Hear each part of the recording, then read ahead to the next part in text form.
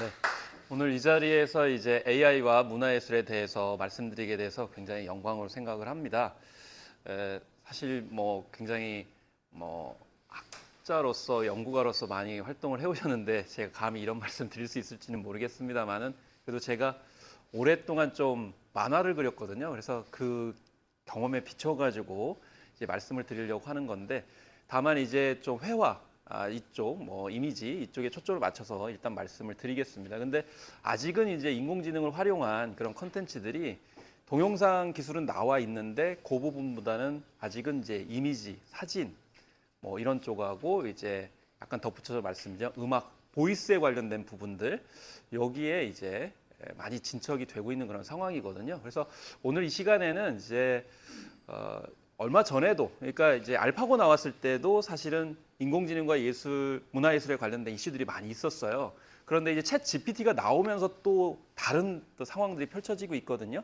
그래서 그런 점들을 다 짚어보면서 또 어떤 사례가 있고 어떤 이슈가 있는지를 좀 몇 가지 짚어보도록 하겠습니다. 일단 일반적인 어떤 사례들하고 논점을 말씀을 드리겠고요. 그 다음에 최근에 이슈가 됐던 사례들을 좀 살펴보면서 그 안에 어떤 이슈들이 있었는지를 보겠습니다. 그리고 함의점들을 마지막으로 요약을 할 텐데요. 특히나 이제 현실적으로 그 많은 그런 보도나 논평에서는 거의 그 대중문화 쪽은 약간 좀 다루지 않는 경향이 있기 때문에 이 시간에는 대중문화에 대해서 좀 더 초점을 맞춰가지고 말씀드리겠고 실제로 이 젊은 세대들한테는 웹소설이나 웹툰 쪽에서 논쟁점들이 굉장히 컸습니다. 지금 현재. 그래서 인공지능하고 웹툰하고 어떤 연관성이 있느냐라는 점에서 되게 이슈화가 안 되는데요. 대부분 뭐 영화라든지 영상에 아울러서 이런 부분들이 좀 많이 문제가 되는데 그 웹툰 관련한 이슈들도 좀 살펴보겠습니다. 일단 우선적으로 이제 몇 년 전에 어떤 논쟁들이 있었는지를 좀 특징적으로 좀 말씀을 드리겠는데요. 예를 들면 문화예술하면 대표적으로 꼽을 수 있는 것이 이제 문학, 그 다음에 음악, 그리고 회화가 되겠죠. 그래서 왼쪽에 보시면은 뭐 예를 들면 구글 AI가 쓴 연애소설이 2016년에 공개가 됐다. 그 다음에 AI가 쓴 공상과학 단편소설이 뭐 문학상 1차 심사를 통과했다 이런 얘기들이 있었지 않습니까? 근데 여기서 이제 그 인공지능의 특징이 나타납니다. 작곡도 그림도 그렇고. 그러니까 연애 소설을 공개를 했는데 이제 수준이 굉장히 좀 낮은 단계였습니다. 그런데 공상과학 같은 경우는 나름대로 수준이 꽤 있었습니다. 그 이유가 뭐냐면 연애 소설 같은 경우는 사람의 감정이 들어가죠. 그리고 약간 문화적인 어떤 취향도 들어가게 되고. 근데 공상과학은 약간 과학적 사실에다가 어떤 기본 구조를 굉장히 중요시하게 되다 보니까 상대적으로 공상과학 소설에서 이제 AI가 많이 진일보한 결과물을 냈던 측면들이 있습니다. 그리고 작곡 분야에 있어서도 결과적으로는 처음에 클래식, 그러니까 클래식이라고 하는 과거 데이터를 바탕으로 패턴을 읽게 되는 거죠. 이제 인공지능의 어떤 특징이 있기 때문에 주로 예전에 그런 이제 유명한 그런 작곡가들이 만들었던 클래식 분야에서 일단 많이 사례들이 나왔었습니다. 그림도 이제 마찬가지로 예전에 유명했던 화가들의 그림을 학습을 해가지고 나름대로 그 사례를 보여주는 것 이제 그번 부분들이 전반부에 제가 말씀을 드리겠고요. 그리고 여기도 보시면은 이제 렘브란트 화풍이라든지 고흐라든지 이런 식의 이제 어떤 패턴을 읽어가지고 그걸 일종의 흉내를 내는 거죠. 사실은 이제 모작을 한다라고 보는 관점에서 이제 몇 년 전에 이야기가 많이 됐었고요. 그래서 대체적으로 여기 이제 런던 심포니 오케스트라 연주했다. 이것도 마찬가지로 클래식 곡들, 연주곡들을 주로 AI가 창작하는 것들을 주로 이야기를 합니다. 그래서 이런 연장선상에서 이제 여러 가지 우리 저작권에 관련돼 가지고 논의가 많이 돼 왔다는 점은 뭐 많이 아시리라고 생각을 하고요. 그래서 이렇게 AI는 뭐 아시다시피 심층 학습에 따라 가지고 패턴을 읽는 거죠. 그렇기 때문에 하나의 스타일, 화풍을 그대로 이제 만들어낸다라고 해가지고 사실 한국에서 가장 좋아하는 화가들은 이제 인상파 화가입니다. 그래서 한국에서는 인상파 화가들이 굉장히 많이 열리고 다른 화풍보다는 인상파 그 중에서도 반고를 가장 좋아합니다. 그래서 아무래도 반고에 대한 선호도가 높기 때문에 이 반고의 그림을 인공지능으로 어떻게 적용할 것이냐라고 했을 때 최근에 이제 한국관광공사에서 이제 사례를 하나 이야기를 했는데요. 이게 뭐냐면은 반 고우의 그림을 그냥 AI가 흉내내는 게 아니고 이 공간적인 배경을 우리나라로 바꿔보는 거죠. 마치 그래서 고우가 한국에 왔다 그러면 뭐 이런 화풍을 그렸지 않았을까라는 것을 한번 좀 그려보고 싶지 않습니까? 이미 고우는 뭐 세상에 없지만 그런 어떤 꿈과 바람을 한번 적용을 해보자라고 해서 예를 들면 서울 한강을 그린 반고우라든지 뭐 고우만 있는 건 아닙니다. 뭐 을지로 골목의 낭만을 담은 툴루즈 로트렉이라든지 뭉크, 그리고 마티스 뭐 이렇게 이런 식으로 이제 우리가 유명하게 알고 있는 모네, 클림튼, 심지어 나혜석 우리 작가까지도 이렇게 과연 한국에 왔을 때 어떻게 그렸을까라는 거죠. 왼쪽 편에 보시면 이게 한강변이지 않습니까? 그죠? 그래서 그러니까 그 인상파 중에서도 고우의 화풍으로 이렇게 그릴 수 있지 않았을까라는 건 인공지능이기 때문에 사실은 이게 가능하다라는 것이고요. 그래서 이거는 이제 광화문에 이제 이순신 동상이 있는 그런 공간을 바로 이제 고우의 그런 화풍으로 이렇게 그리지 않았을까라는 생각에서 인공지능한테 주문을 한 거죠. 그러면 이건 그냥 사진 이미지지 않습니까? 근데 요즘에 이제 진화한 건 이미지 자체로 남기는 게 아니고 이걸 이제 동영상화하는 작업으로까지 충분히 가능하게 됐다라는 거죠. 왜냐하면 챗 GPT가 그거를 사실은 여러 제친 그런 상황이라고 보시면 되겠고, 그러면 이걸 어떻게 우리가 활용할 거냐라는 것도 이제 봐야 되지 않습니까? 그래서 여기서 이제 이 부분에 이제 영상을 봐야 되는 그런 상황인데요. 영상을 넘겨주셔야 됩니다.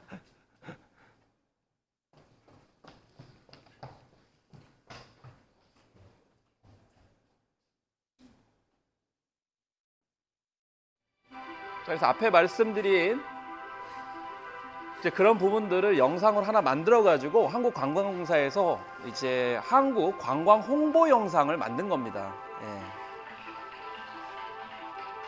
그래서 한국을 이렇게 비주얼라이즈 해달라고 했을 때 이게 주문을 이렇게 넣는 거죠. 자, 이 원 사진이고요.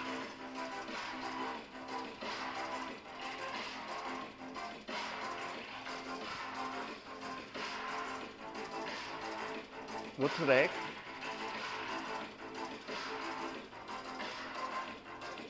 이건 이제 부여의 국남지입니다. 뭉크의 버전으로. 정선이고요. 부산의 감천동 마을이죠. 마티스 버전으로요. 광안리 대교죠.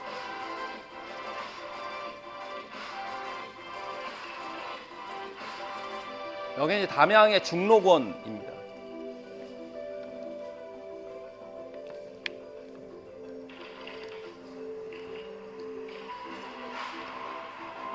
불국사입니다. 모네 버전이고요. 클림트 버전으로 만들어 달라고 했더니 이런 식으로 만들어졌습니다.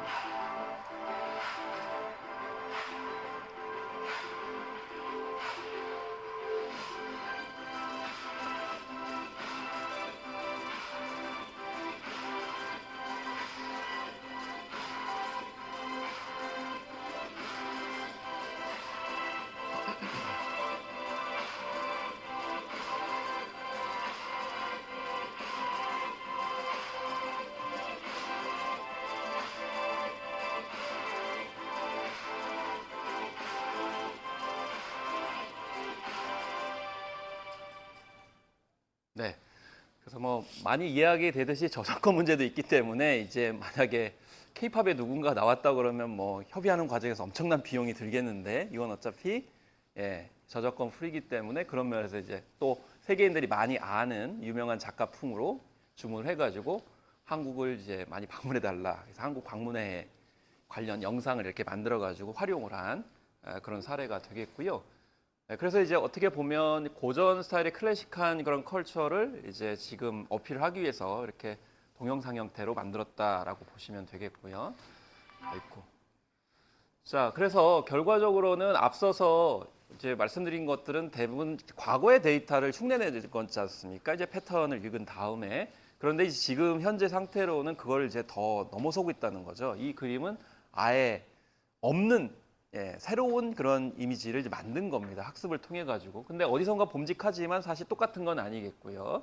그래서 주로 이런 형태가 요즘에 챗GPT 이후에 이제 이미지가 많이 등장을 하고 있다. 그래서 텍스트를 입력했을 때 이미지가 생성이 되는 미드저니가 최근에 화제가 많이 되고 있습니다.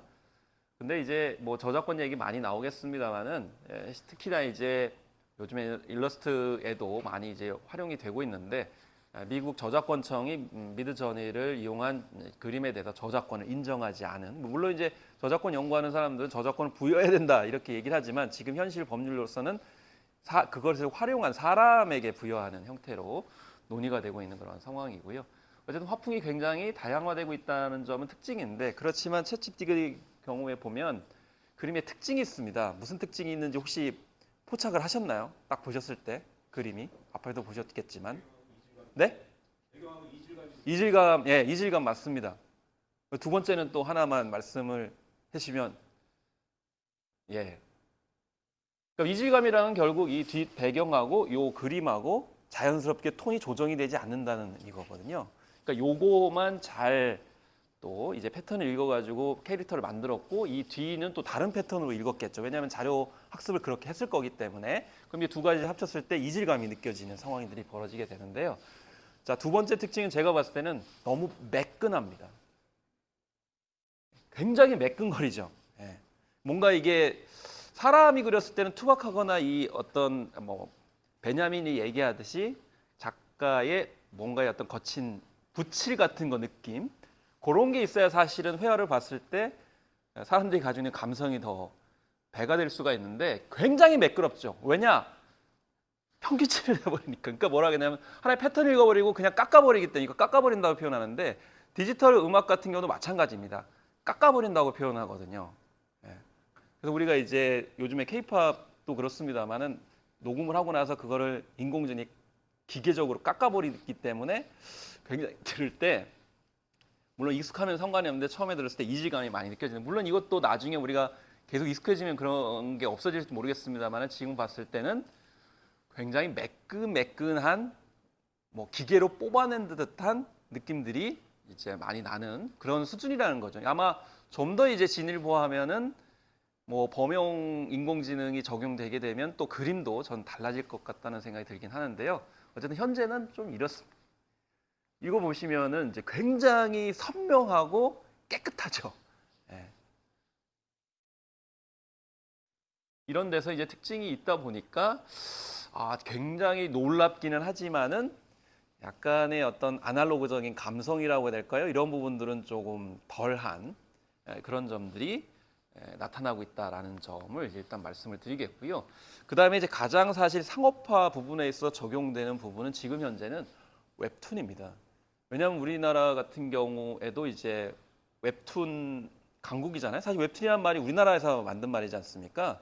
그래서 그러다 보니까 거꾸로 지금 일본도 원래 만화 왕국이었는데 부랴부랴 한국을 쫓아잡으려고 굉장히 노력을 많이 하고 있는데, 그래서 당장의 직행 어필하는 거는 오히려 젊은 층들한테는 웹툰이거든요. 그래서 만화 설정이나 줄거리를 제한해 가지고 AR 서비스가 그림이나 일러스트 생성뿐만 아니라 많은 작품 제작에도 관여하는데, 중요한 거는 이게 만화 같은 경우 더 복잡한 게 있습니다. 뭐냐면, 그러니까 우리가 한 장 사진을 그린 거는 그거 한 장으로 끝나지 않습니까? 근데 이 웹툰, 그 만화 형태 같은 경우는 각 칸마다 그림, 이 인물들이 등장하거든요. 동물이 등장을 하게 되는데, 이게 잘못 지정을 하게 되면 이게 천차만별이 돼버릴 가능성이 높아요. 그렇기 때문에 이걸 일관성 유지하는 게 굉장히 중요합니다. 그래서 만화 작가들 중에도, 그러니까 이게 칸을 나누지 않습니까? 그러면 초보 작가들은 이쪽 사람의 인물하고 이쪽 그림의 사람하고 달라요. 싱크로율이 굉장히 들쭉날쭉한 경향이 있거든요. 그거를 최대한 줄이는 사람일수록 이제 프로인데, 물론 이제 일본 작가들 보면은 처음에 아마추어 작가로 시작을 했다가 처음에 들쭉날쭉하다가 그 연재 만화의 장점이 뭐냐면, 그 일본 같은 경우 연재를 한번 시키게 되면 뭐 거의 10년, 15년, 20년 연재하는 경우도 있거든요. 그래서 처음에는 그림이 들쭉날쭉한데 나중에 체계가 잡히다 보니까 굉장히 그런 오류가 적어지거든요. 근데 지금 인공지능도 사실은 이게 균일하지 못하는 이제 한계점들이 있습니다. 이 웹툰에서는. 그래가지고 중국 바이트텐스는 이거를 이제 새로 만들기 위해 가지고 스토리타 일련의 이미지 생성하기 위해서 텍스트를 몇 개의 프롬프트로 나눠 가지고 침대에서 일어나기, 아침밥 먹기, 도로에 있다는 프롬프트로 코다람쥐, 뭐 고슴도치 캐릭터를 생성을 하니까 여기서 보시면 캐릭터의 조형과 그림체가 거의 변하지 않았다. 이 정도 수준까지 지금 왔다라는 거죠. 어떻게 보면 초보 만화가보다도 훨씬 더 일관성을 잘 유지할 수 있는 그런 그림체인데 앞서서 말씀드렸듯이 너무 매끄거린다라고 하는 그런 점들, 이런 점은 여전히 만화에도 등장을 하고 있다는 거고요. 그래서 이런 식으로 거의, 그러니까 사실은 픽사의 애니메이션 같은 경우도 이렇게까지 균일하게 만들어내지는 아직 못하거든요. 그것도 결국 사람이 값을 지정하는 거기 때문에. 근데 이건 인공지능이 그려내가지고 거의 오차가 없습니다. 웹툰 같은 경우에도. 못 느끼시겠죠? 칸별로 이렇게 옮겼을 때에 거의 다름이 없습니다. 정확하게 계산해서 이제 그리는 거기 때문에 이런 정확성이 인공지능의 장점일 수도 있다라는 건데 여전히 약간 뭔가 이렇게 뭉개지는 듯한 느낌의 특징이 또 인공지능 화풍의 또 특징이 이거 하거든요. 이거 뭉개졌다는 거는 약간 안 좋은 감정으로 평가하는 사람들의 표현이라고 보시면 되겠고요. 네. 그래서 이제 이런 걸 바탕으로 해가지고 최근에 영상까지 갔습니다. 챗GPT가 영상 버전을 내놨는데 한번 보시죠. 네.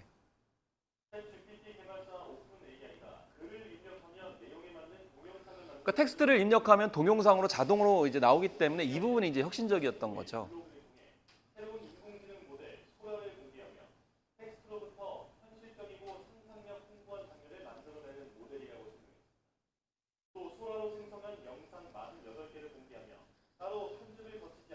자, 이 영상이 가장 화제가 많이 됐었습니다. 이건 그냥 아무 자료 없이 텍스트만 입력을 했을 때 뭐 동경거리를 걷는 여자의 얼굴을 이렇게 만들어 달라고 주문을 했는데 이걸 바로 만들어 주는 거죠.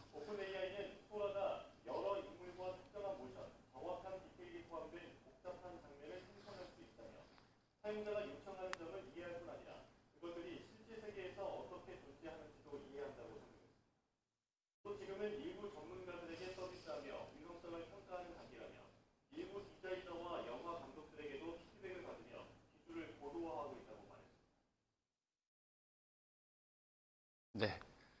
그리고 이제 최근에 많이 시도하는 것이 이제 미완성 교향곡을 인공지능에게 맡겨가지고 그 미완성된 부분을 작곡을 해봐라 이렇게 해가지고 두 가지 사례가 나왔죠. 이제 베토벤하고 슈베르트가 나왔는데요.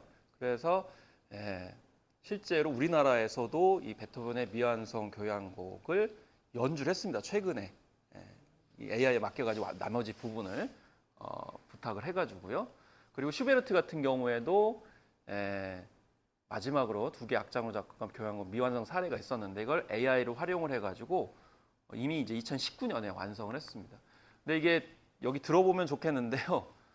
이게 45분짜리여가지고 제가 다운로드 하는데 너무 시간이 많이 걸려가지고 나중에 한번 들어보세요. 그래서 모르겠어요. 별 차이를 못 느끼겠다는 생각이 들었고요. 그래서 사전 과정에서 이제 90곡에 달하는 슈베르트의 곡을 공부하고 또 슈베르트에게 영향을 미쳤던 여러 작곡가들의 음악도 충분히 익혀가지고 이런 식으로 완성을 했다라는 거죠. 그래서 음색, 음정, 리듬 등의 데이터를 컴퓨터에 입력을 해가지고 악보를 만들어내고 그걸 연주를 하게 했는데 그런데 저는 뭐 그냥 별 차이가 없었는데 이 전문가들은 굉장히 혹평을 했습니다. 호평이 아니고 혹평을 했습니다. 그래서 슈베르트일 수 없는 악보가 나와가지고 이제 연주하는 사람이 이야기입니다. 이게 좀 몰입이 안 된다 이렇게까지 얘기했었는데 뭔가 좀 낯설었다 이렇게까지 얘기를 하고 형식미의 결핍이라든지 기승전결의 무맥락을 또 꼽기도 했는데 제가 봤을 때는 뭐 모르겠습니다. 슈베르트의 음악에 대한 학습 그러니까 얼마나 많이 학습을 시켰는지는 모르겠습니다만은 그래서 이 전문가들은 좀 어색한 부분들이 존재하더라 이렇게 지적을 했는데 제가 듣기로는 별 이렇게 차이는 없었던 측면들이 있거든요. 그래서 전문가들은 혹평을 한다 하더라도 아마 일반 그 분들은 많이 듣게 되지 않을까 이렇게 생각을 해보기도 했습니다. 이건 이제 대중화 할 때 다시 또 이 부분은 말씀을 이제 드리겠는데요. 어쨌든 간에 이 쟁점은 결국 그거죠. 인간 창작자와 AI의 협업을 통해 가지고 어쨌든 할 수밖에 없는 그런 상황이다라는 것이고 음악에도 마찬가지로 예, 협업을 해야 되는데 중요한 건 이제 아까 전문가들이 부정적으로만 얘기한 건 아니고요. 그래서 사람들이 뭐 화성법, 대위법 이런 걸 어렸을 때부터 엄청나게 배워야 되는 상황이 되다 보니까 그 과정에서 너무 힘들다는 거죠. 그런데 그런 부분들을 단축시켜 준다라는 것이고 결국 그러면 인간이 해야 되는 건 영감이죠. 음악적 영감. 기본적인 어떤 일종의 육체 노동에 해당되는 물리적 시간과 노력, 에너지를 들여야 되는 부분들은 인공지능이 확 줄여주는 거고 영감이나 자극 이런 부분들은 인간이 제공해야 되는 그런 협업 체계가 되지 않을까라는 생각이 들고 이거는 결국 음악뿐만이 아니고 미술이나 음악도 맞다는 것인 거죠. 사실 오픈 AI의 샘 올트만이 처음에 그렇게 얘기했어요. 그러니까 뭐 잘 사람들이 인식했는지는 모르겠지만 자기는 비즈니스 툴을 만들어주는 것이다라고 했습니다. 그러니까 나는 비즈니스맨들, 그러니까 회사 직원들을 위해서 이걸 만들었다 처음에 그렇게 얘기했거든요. 왜냐하면 회사에서 굉장히 기초 자료를 수집을 한다든지 그걸 정리한다든지 이런데 너무 많은 비용이 들어가니까요. 예, 그래서 그 부분을 줄이는 차원에서 난 시작을 했다는 거기 때문에 사실 이 시간에 문화예술을 다루는 거는 좀 비교 대상이 아닐 수도 있습니다. 예, 왜냐하면 비즈니스 툴에 관련된 부분들은 인공지능이 많이 따라잡을 거고 지금도 따라잡고 있지만 그 이상의 고차원은 약간 다를 수 있다라는 점을 좀 이따가 다른 사례를 통해서 좀 말씀을 드리겠습니다. 그래서 아까 말씀드린 인공지능이 쓴 소설 이게 SF 소설이 1차 심사를 통과한 거거든요. 그만큼 접근하기 쉬운 장르 영역이라고 이렇게 볼 수가 이제 있겠는데 최근에는 세계 최초의 AI 장편 소설이 나왔다고 했는데 이것도 결국엔 인간하고 협업을 한 것이죠. 근데 이제 과연 베스트셀러가 됐느냐? 그분 또 다른 문제입니다. 예. 그러니까 어떤 성공의 관점 혹은 만족할 만한 관점이 무엇이냐가 또 다를 거기 때문에 그러면 산업계 입장에서 봤을 때는 이렇게 소설을 인공지능과 써가지고 성공을 해서 베스트셀러가 되거나 문학상을 굉장히 성취를 해야 되는데 과연 그걸 할 수 있느냐? 그 부분은 또 약간 다른 부분이거든요. 예. 특히 베스트셀러라는 부분은 변수가 굉장히 많습니다. 그 베스트셀러 되기 위해서는. 그러면 인공지능 활용했을 때의 작품의 어떤 산출물이 어떤 걸 성공의 기준으로 삼느냐도 굉장히 중요할 수 있는 거고 만약에 베스트셀러 기준으로 삼는다 그러면 상당히 이게 힘들 수도 있다. 왜냐? 인간도 지금 엄청 작품 잘 쓰는 사람 많아요. 노래 잘 부르는 사람들 굉장히 많습니다. 우리나라는. 그러니까 일본의 작곡가들은 일본 사람들은 노래 못 부른다 이렇게까지 얘기를 하고 한국인은 음악적 DNA가 있다면서 엄청 극찬하거든요, 여러분. 예. 우리가 이제 뭐 이제 약간 다른 얘기입니다만은 그 요즘에 트롯이 굉장히 인기지 않습니까? 그 트롯이 원래 한국에서 넘어간 건데 이게 다시 또 한국에 넘어오면서 이제 잘 모르는 사람들이 이 해방 이후에 이제 뭐 엔카가 뭐 트롯이 일본 거다 이렇게 잘못해가지고 지금 제가 그거 바로 잡는데도 굉장히 힘들어요. 이게 잘못 알려져가지고 어쨌든 그런 식으로 이제 그 음악에 관련돼서도 이렇게 성공하는 데 있어서 굉장히 다른 변수가 많다. 그래서 문화예술 같은 경우도 마찬가지라는 것이고요. 심지어 이제 한 2년 전인가 KBS 다큐인사이트에서 실제 소설가들하고 인공지능하고 같이 작업을 하는 거를 3부작에 걸쳐 가지고 이제 방영을 한 적이 있었어요. 그래서 그때 어떻게 작업을 하는지에 대해서 상세하게 알려준 건데 아까 말씀드렸듯이 SF 소설이었습니다. 역시 왜냐하면 공조가 가능한 부분이 있기 때문이죠. 그래서 뭐 소재를 일단 물어보고 장면 설정을 하고 이런 것들에 있어서 좀 더 수월한 점이 있었기 때문에 그래서 이게 이제 다큐를 나중에 보시면 아시겠지만은 이제 어려운 과정들이 있었고 결국에는 어떻게 질문을 던지느냐 그리고 그 초벌이 나온 것을 다시금 매만지고 또 다시 주문하고 이런 끊임없는 과정을 피드백하는 내용들이 이 다큐에서 나왔던 측면이 있었습니다. 뭐 이런 식으로 여기 보시면은 사람이 결말을 입력하면 AI가 결말에 있는 다양한 상황 추론을 제시를 하게 되고 결국에는 거기에 대해서 픽을 인간이 하게 되는 그런 과정들이 펼쳐졌다라는 것이죠.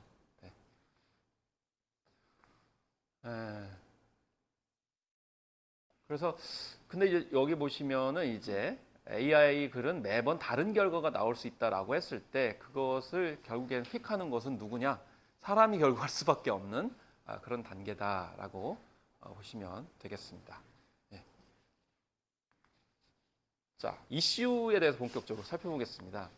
그래서 최근에 이제 이슈가 됐던 게 뭐냐면은 넷플릭스 드라마 살인, 이걸 어떻게 읽죠? 예. 살인? 예. 드라마 혹시 안 보셨습니까? 살인, 이응난감, 희응 이렇게 읽기도 하고요. 예.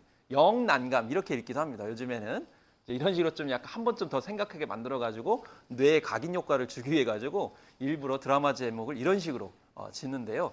근데 이 드라마에서 화제가 됐던 부분은 뭐냐면 그 손석구 씨라는 이제 손석구 배우인데 이 손석구 배우의 어린 시절의 모습이 잠깐 나옵니다.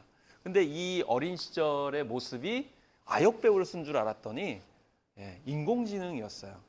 인공지능이 캐릭터를 창출을 한 거죠. 이거는 이제 어떻게 만들었냐면 일단 뭐 손석구 씨 얼굴을 이제 찍은 다음에 이 형태를 아이 얼굴에 입힌 겁니다. 아역 배우 얼굴에 입힌 거죠. 그래서 약간은 좀 닮아 보이죠. 닮아 보이는데 실제 이런 얼굴을 가진 아역 배우가 아니고요. 원래는 이 배우입니다. 이 배우에다가 손석구의 이름을 얼굴을 입혀가지고 아까와 같은 이런 형태의 얼굴이 나오게 되면서 굉장히 비슷하다 이렇게 생각을 했었죠. 최근 화제의 드라마 살인자 이응 난감에서 손석구와 최우식만큼이나 화제가 된 배우가 있습니다. 손석구와 꼭 닮은 얼굴의 아역 배우인데 눈부터 인맥까지 이 장면입니다. 이 캐스팅 신의 한 수로 보이기도 했습니다. 그런데 근데 길게 나오진 않아요. 왜냐하면 길게 나오면 표가 나기 때문에. 만든 CG였습니다. 감독은 리얼리티를 위해 그 나이대의 배우가 연기하고 과거 사진을 수집해서 그러니까 딥페이크가 부정적인 의미로 우리나라에서는 많이 사용을 하지만 이렇게 긍정적으로 사용될 수도 있는 걸 보여준 것입니다. 좁아지는 거 아니냐 이런 우려도 나오고요. 네, 그렇죠. 아역은 처음부터 딥페이크가 적용된다는 걸 알고 작품에 참여했는데 제가 직접 들어봤습니다. 싱크로가 많이 중요하긴 하지만 그걸 얼굴까지 입혀야 되나라는 생각을 하기는 해요. 본인은 나 아닌 것 같아 이렇게 얘기를 하더라고요. 하지만 눈앞도 보면 충분히 닮았습니다. 실제로도 닮은 얼굴을 찾기 위해 여러 명의 오디션을 봤다고 합니다. 배역이 줄고 있는 아역 배우에겐 오히려 좋은 기회가 될 거라 이렇게 말하기도 합니다. 역할이 많지가 않거든요. 그 선수 다 성인 나거든요. 원래 지석이 얼굴에 조금 정도의 약간 동일한 느낌으로 리페이크가 쉽다고 생각이 들어요. 왜냐면 맨날 얼굴을 보는 입장에서는 이게 생각을 해야 될 부분이 있는 거지. 이게 과연 기회가 될 거냐. 이 어머님은 기회가 될 거라고 했습니다. 키 큰 중학생이기 때문에 했는데 일반적으로 우리가 이제 드라마는 예전에 이제 아역 배우로 캐스팅이 돼가지고 주목을 받은 다음에 계속 성장해가는 모습을 보여주잖아요. 근데 얼굴을 아예 이제 가려 버리는 상황이었기 때문에 과연 자기 얼굴을 드러내고 연기한 부분이 아니라서 이거를 과연 경력으로 내세울 수 있는 것인지에 대한 문제가 있고요. 그다음에 지금 배우계에서는 가장 핫한 게 뭐냐면 그 AI 배우이거든요. 근데 AI 배우로 바로 뭐 안드로이드처럼 가는 게 아니고 중간에 이제 어떤 양상이 나오냐면 이제 두 가지가 나올 수 있습니다. 하나는 유명한 배우들의 그 젊은 모습이 이제 리바이벌이 되는 거죠. 예를 들면은 드라마에서 카지노 같은 경우에는 이제 최민식 씨의 젊은 모습이 이렇게 나오는 거예요. 근데 그걸 인공지능이 만든 겁니다. 근데 예전에 어떻게 했냐면 다른 배우를 젊은 시기에 연기하도록 시키는 경우가 많았었거든요. 근데 지금은 인공지능으로 아예 더 씌워가지고 아예 대역 배우 없이 이런 식으로 하는 경향이 있다 보니까 그럼 결과적으로는 기존의 유명한 배우들이 독식을 할 것이다 이렇게 얘기가 나오고 있고 이제 이런 부분들이 있고 더 나아가면 조금 있으면 아예 새로운 이제 AI 배우가 나올 것이다라는데 그건 좀 약간 지켜봐야 되겠지만 지금 현재로서는 과독점 문제도 벌어지고 있다라는 그런 이슈도 있습니다. 그리고 할리우드 배우 조합이 이제 작년에 엄청나게 파업을 했었죠. 그래서 생성인공지능으로 특정 배우를 떠올리게 하는 모조 연기자를 제작할 때 해당 배우의 동의가 필수적이다라는 거죠. 그래서 학습의 문제인데 학습 자료를 유명한 배우를 해가지고 비슷한 스타일이 나오게 되면 결과적으로 이제 문제가 된다라는 것이고, 그래서 특히나 이제 배우가 연기하지 않은 내용을 생성할 경우 48시간 전에 통지해서 동의를 받아야 된다.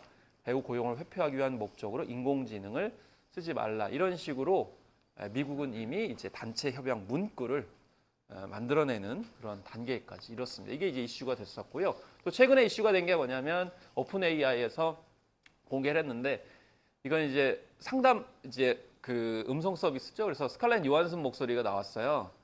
이게 이제 왜 나왔을까 이렇게 추측을 해보면 이제 한 10여 년 전에 나왔던 작품이죠. 예, 그녀라는 작품에서 그 OS라고 불리는 인공지능형 이제 대화형 그 캐릭터가 바로 사만다인데, 얼굴은 하나도 안 나오죠. 그렇지만 그 목소리로 나왔던 그 목소리의 주인공이 스칼렛 요한슨인데요. 그런데 사실 이제 오픈 AI 쪽에서 뭐라고 얘기를 했냐면은 여기 성우들을 활용을 했는데, 성우들이 누구 목소리 흉내낸 거냐면 사만다 목소리 흉내낸 거예요. 아, 인공지능은 이미 사만다의 그 스칼렛 요한슨처럼 말하는 것으로 이미 성우들도 머리에 박혀 있는 겁니다. 예. 근데 이제 이 영화에 대해서 약간 좀 말씀드리면, 이 영화는 그 테오도로라고 하는 연애 편지를 대필하는 그런 남자 작가인데, 다른 사람의 감정을 전달하는 사람이지만 정작 자기 감정은 좀 존중을 받지 못하고 좀 헤아림을 못 받으니까 결국 OS 그 사만다와 사랑에 빠지게 됩니다. 그런데 여기서 이제 주는 메시지가 끝부분에 뭐가 있었냐면 이거죠. 사만다하고 대화를 하다 보니까 어떻게 이제 그 수많은 사람 중에 한 사람으로 자기를 인식하는 듯한 느낌이 들어가지고 이렇게 질문합니다. 사만다, 너는 동시에 몇 명하고 대화를 하니? 그랬더니 8,166명하고 동시에 대화한다, 이렇게 얘기합니다. 그리고 그러면 나는 너에게 사랑의 감정을 느끼는데 너는 사랑의 감정을 몇 명하고 느끼니? 250 몇 명이라고 얘기를 합니다. 그러니까 사람은 사실 사랑을 받고자 하잖아요. 누군가한테, 자기가 좋아하는 사람한테 사랑을 받고자 하잖아요. 근데 인공지능은 동시에 8,000명하고 대화를 하고 동시에 수백 명하고 사랑에 빠진다라고 얘기를 하니, 그때 이제 테오드로가 확 깹니다. 그래가지고 이제 사만다에 탈출하게 되는데, 모르겠어요. 이게 인공지능의 미래인지 모르겠습니다만은 이런 그 사만다의 목소리, 이게 이미 오픈 AI의 보이스로 들어가가지고 문제가 됐던 그런 사례에서 학습 자료가 무엇인지 중요할 것 같고요. 이걸 이제 따라 부르는 거를 이제 커버곡이라고 얘기를 합니다. 이거 이제 K-팝에서 커버 댄스, 커버곡 이런 것들이 있는데, 실제 가수 목소리를 학습해가지고 멜로디 위에 이제 이 보이스를 입히는 방식인데요. 그래서 지금 최근에 인기가 있었던 비비의 밤양갱이라든지 이런 곡을 아이유가 부르도록 했는데, 사실 이건 실제로 부른 게 아니죠. 심지어는 블랙핑크의 노래를 코미디언이 부르도록 한다든지 이러다 보니까 이제 저작권은 영원이다, 뭐 이런 게 이슈가 됐었습니다만은, 지금 현재 가장 활발하게 일반인들도 하고 있는 것 중에 하나가 바로 AI 커버곡을 다른 가수한테 시켜가지고, 다른 목소리로 시켜가지고 자기들끼리 노는 형태로 이렇게 가고 있는데, 그러다 보니까 이제 AI 커버곡들이 많이 확산이 됐습니다만은, 조금 이제 저작권법을 적용하기 시작하면 또 약간 콘텐츠가 위축이 되지 않을까, 이렇게 생각이 들 정도입니다. 제가 몇 분까지 하죠?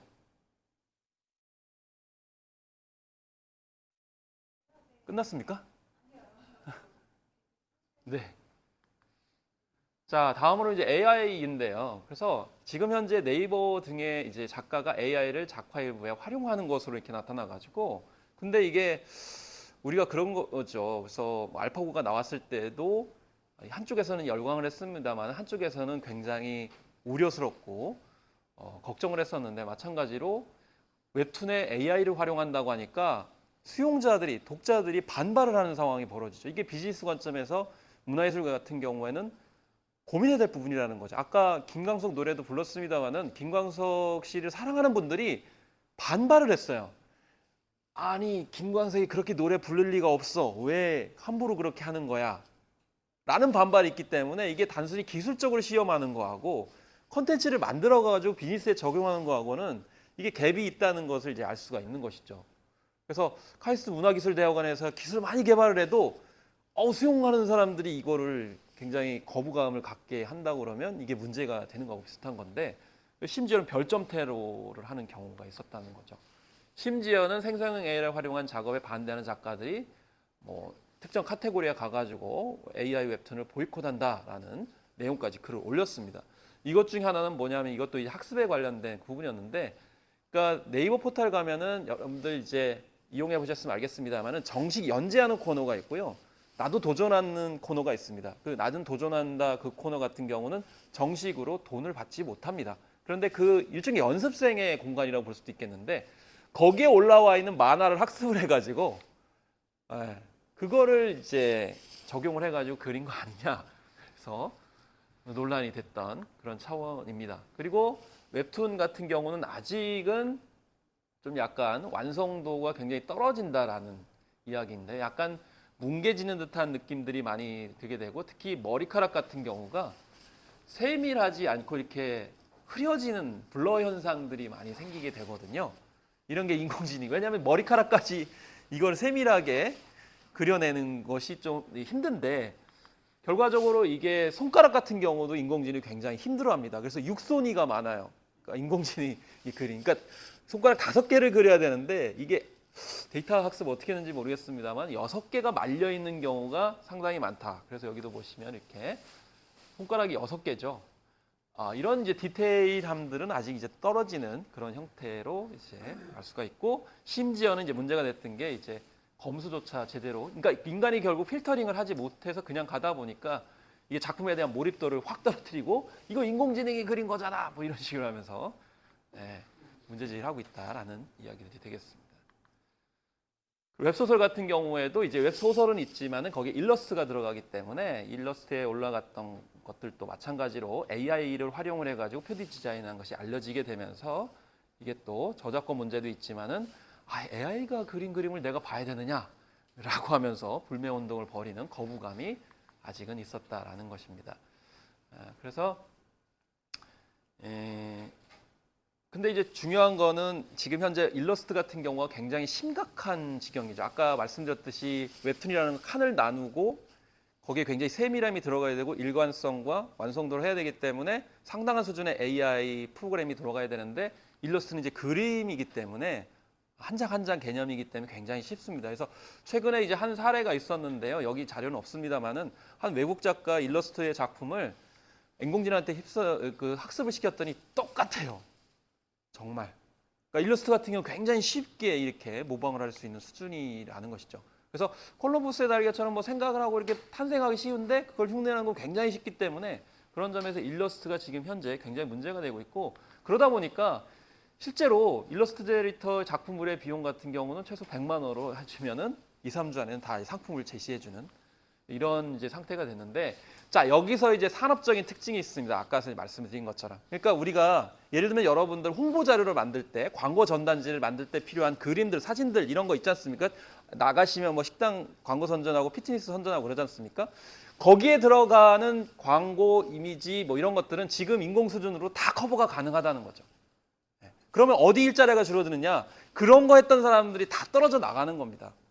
제가 봤을 때는 약간 뭐 중범위 이하 정도, 이 정도 돼 있는 그런 문화예술 창작을 하거나 그 컨텐츠를 만드는 사람들이 떨어져 나가게 되는, 그 정도 수준은 이미 다 한다는 거죠. 일러스트를 보게 되면. 근데 그 상위의 책은 또 약간 다른 문제일 수 있다는 것이고, 그건 아까 말씀드린 샘 올트만의 그 이야기에서 알 수가 있는 것이죠. 이게 가장 문제입니다. 장애가. 독자들이 거부를 한다라는 것이죠. 가독성이라든지 이질감 문제가 이제 발생을 한다. 특히 만화는 글과 그림이 나오는 종합 예술인데, 이게 뭔가 흐름이 흐려지거나 뭔가 이제 불편함들이 이제 곳곳에 있기 때문에 굉장히 물 흐르듯이 플로우 그 감정을 이끌어야 되는데, 툭툭 이질감이 느껴지는 거 있었을 때 이거 인공지능이 만든 거 아니야? 라고 하면은 작품의 아우라가 깨지는 거죠. 그래서 상품성에 훼손이 되는 상황이 있기 때문에 이런 점들이 이제 특히 만화에서는 쉬울 것 같지만 쉽지 않은 점들이라고 볼 수가 있겠습니다. 그래서 뭐 다양한 뭐 기능들을 하는데 뭐 네이버 같은 경우는 자기 사진을 올리면 원하는 웹툰 그림체로 바꿔주는 톤 필터를 제공한다든지 이런 식으로 좀 돌파를 하려고 하는 그런 차원인데요. 그래서 최근에는 이제 자아 충족성을 이제 기하기 위해서 자기 사진 얼굴을 입력을 해가지고 만화 주인공으로 만들어주는 형태로 지금 돌파를 하고 있습니다. 그러니까 인공지능이 그렸어라고 하면 당장의 이질감이 느껴지니까 인공지능이 그린 글이되 당신의 사진을 넣어가지고 당신의 주인공처럼 만화를 그려줄게 라면서 그 이질감들을 지금 회복하는 형태로 가고 있다라는 거죠. 이건 상업성 관점에서 이렇게 볼 수가 있겠습니다. 그리고 이제 앞서서 말씀드렸던 것처럼 이제 학습할 때 그 학습 자료의 저작권 문제가 가장 문제가 되는 건데 최근에 이제 어도비 같은 경우 여러분들 포토샵이라든지 일러스트레이터 프로그램을 사용하시는 분들은 잘 아시겠습니다만은 지금 현재 이 어도비가 영상에서 굉장히 뒤졌어요. 그러다 보니까 이걸 영상 생성이 아까 이제 소라 말씀 이제 드렸지 않습니까? 아까 동경을 걷는 그런 젊은 여성 모습이 나왔었는데 그걸 따라잡기 위해 가지고 지금 영상 인공지능 프로그램을 만들기 위해서 그러면 데이터 값을 어떻게 할 거냐라고 했을 때 여기 보시면은 영상 제작 때 울고 웃는 감정 표현하는 등 일상생활 모습을 담은 영상을 제출할 경우 최대 $120까지 돈을 주고 사겠다 이렇게 얘기했습니다. 원래 학습 그 자료에 대한 저작권이 굉장히 논란이 많다 보니까 아예 돈을 주고 난 사겠다. 그래서 이런 식으로 영상 같은 경우에는 굉장히 비싼 돈을 주고 사겠다 이렇게까지 얘기를 하고 있고요. 특히나 여기서 보시면은 스마트폰이나 운동기구 등 물체를 다루는 손발의 움직임과 같은 행동 연습. 이게 사실은 굉장히 세밀하지 못하기 때문에 이런 부분에 이제 자기들이 디테일을 갖겠다는 아까 이제 웹툰이 손이 6개 나온다고 그랬지 않습니까? 이게 학습을 제대로 안 시킨 거예요. 그래서 사실 만화 그리는 사람들 이거 잘 알거든요. 만화 진짜 잘 그리는 사람은 손가락을 진짜 잘 그리는 사람이에요. 그러니까 단원 김홍도는 손가락을 잘 못 그렸어요. 단원 김홍도 사진을 보면 손가락이 엉망입니다. 손가락이 이렇게 뒤틀려 있는 경우도 있고 손가락이 육선이도 많고 뭐 그걸 이제 인지장애로 이제 분석하는 분도 있는 것 같은데 아니요. 그 전통 시대에는 이 손에 대한 묘사가 사실상 거의 없거든요. 그래서 지금 인공지능도 이런 손이나 머릿결이나 이런 거에 대한 데이터 학습이 잘 안 됐기 때문에 오히려 어도비가 이런 부분에 지금 하겠다라면서 저작권료를 확실하게 지급하겠다라는 그런 디테일로 이제 가고 있습니다. 이제 또 최근에 이슈가 되는 것을 통해 가지고 저희가 그런 인공지능을 통해서 컨텐츠를 만들었을 때 주의할 점은 무엇인지를 좀 생각해 보겠는데요. 작년까지만 해도요. 저한테 뭐 언론사나 전화 오는 데가 굉장히 많았었는데 그 핵심적인 주제가 바로 버추얼 인플루언서였어요. 가상인간. 뭐 특히 리를 미켈라 같은 경우에는 이게 다문화적인 어떤 특성이 있기 때문에 굉장히 돈도 많이 벌었습니다. 그리고 보시면은 사실 이제 릴 미켈라가 앞선 것 이제 이제 동양권에 있는 특히 이제 한국에 있는 뭐 이런 그 가상 인간이었는데 여성이라는 점이 특징이고요. 이것 때문에 이제 뭐 반대하는 목소리 내는 경우가 많습니다. 왜 여성 가상 인간만 많으냐라고 하는 거고요. 근데 이 진일보한 게 뭐냐면 이 친구는 얼굴에 주근깨가 가득하고요. 고향이 브라질이에요. 그러니까 다문화성하고 외모 그 지상주에서 벗어나 있어요. 근데 우리나라는 굉장히 미인형, 약간 어떤 성적으로 어필하는 내용들이 상당히 많이 들어가 있었습니다. 그 중요한 거는 뭐 그 근원을 떠나가지고 이것보다 이 캐릭터들이 약간 시대적 감성을 담지 못했었는데 올해 다 사라졌어요. 다 사라졌어요. 언급조차 안 돼요. 작년까지만 해도 엄청 광고 활동도 하고 뭐 대단했었습니다. 사라졌습니다. 예측대로. 왜냐? 인터랙션이 안 돼요. 인터랙션이 안 되죠. 그러니까 그 전에 사이버 아담처럼 좀 더 완성도가 높고 SNS를 기반으로 하지만은 인터랙티브한 점이 굉장히 적기 때문에 곧 사라졌습니다. 근데 얼마 전에 대만에서 취재를 왔습니다. 한국에 사이버 아이돌이 굉장히 많다. 가상 아이돌이 많다를 가지고 뭐 공연도 합니다. 실제로. 근데 저는 예측을 하는 거죠. 곧 쓰러질 가능성이 높다. 그리고 세대 문화로 남을 가능성이 높다라는 건데요. 왜냐하면 이것도 인터랙티브한 겁니다. 인터랙티브가 거의 없어요. 굉장히 제한적이고. 그리고 지금 시대적 상황이 어떤 거냐면 코로나19 이후에 뭐가 확실하게 증명이 됐냐면 코로나19 상황 속에서는 사람들이 예측하기로는 비대면이 모든 트렌드가 될 거다라고 얘기했는데 오히려 Z세대는 반대로 갔습니다. 비대면에 너무 익숙하다 보니까 대면 접촉을 굉장히 좋아해요. 그래서 콘서트 시장이 폭발했죠. 예. 작년에 영화, 올해도 그렇습니다만 뭐 범죄도시나 이런 작품들, 뭐 서울의 봄도 그렇고 파묘도 나왔습니다만은 영화관의 관객 점유 회복률이 2019년 코로나19 이전보다 60%밖에 회복이 안 됐어요. 그러니까 영화관에 안 오는 거예요. 그럼 다 어디 가느냐? 뮤지컬 시장 가고요. 다 콘서트장 갑니다. 거기 가서 직접 부딪히는 그 감흥을 코로나19 상황 속에서는 겪은 적이 없는 거죠. 그래서 미국의 세대 연구하는 사람들은 어렸을 때 스마트폰만 봤던 친구들이 결과적으로는 대면 접촉에 대한 열망이 폭발을 하더라. 그래서 기본의 사람적인 어떤 특징이 무엇이냐. 그래서 최근에 한국에 오는 외국인들도 결국 그 소비 카테고리를 보면은 다 체험에 있습니다.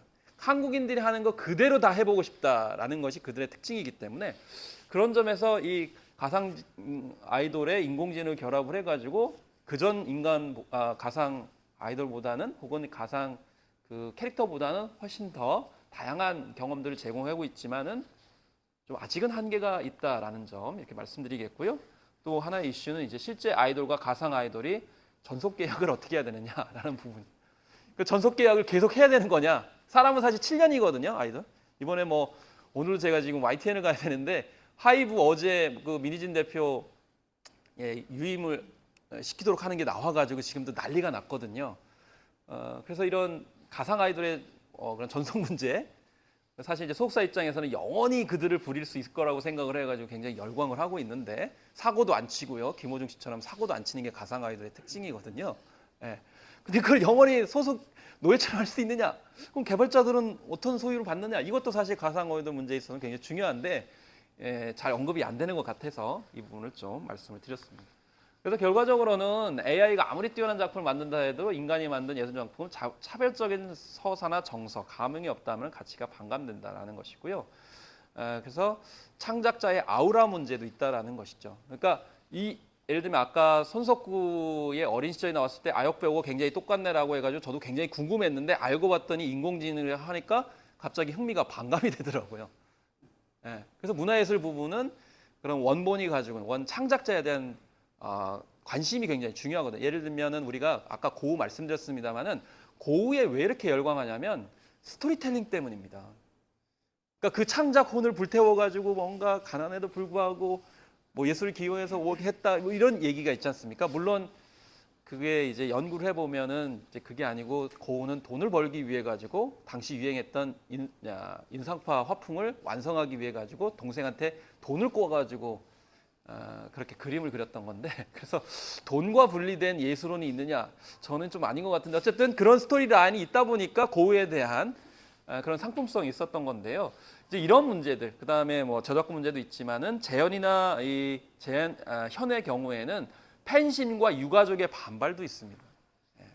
그래서 이런 어떤 특수적인 요소도 있고요. 그래서 경제성, 비용의 어떤 절감, 그 다음에 지속성, 이런 것들 그리고 인간과의 어떤 공지나 이런 잠재력은 충분히 있다고 생각이 들고 어쨌든 최소한 이제 어떤 단점이나 한계점을 극복하고 최소한 예술적인 어떤 자극, 그 어떤 영감을 실현시킬 수 있는 그런 면에서 잘 활용하는 것이 중요하지 않나 이렇게 생각을 해보면서 오늘 준비한 내용은 여기서 마치겠습니다. 감사합니다.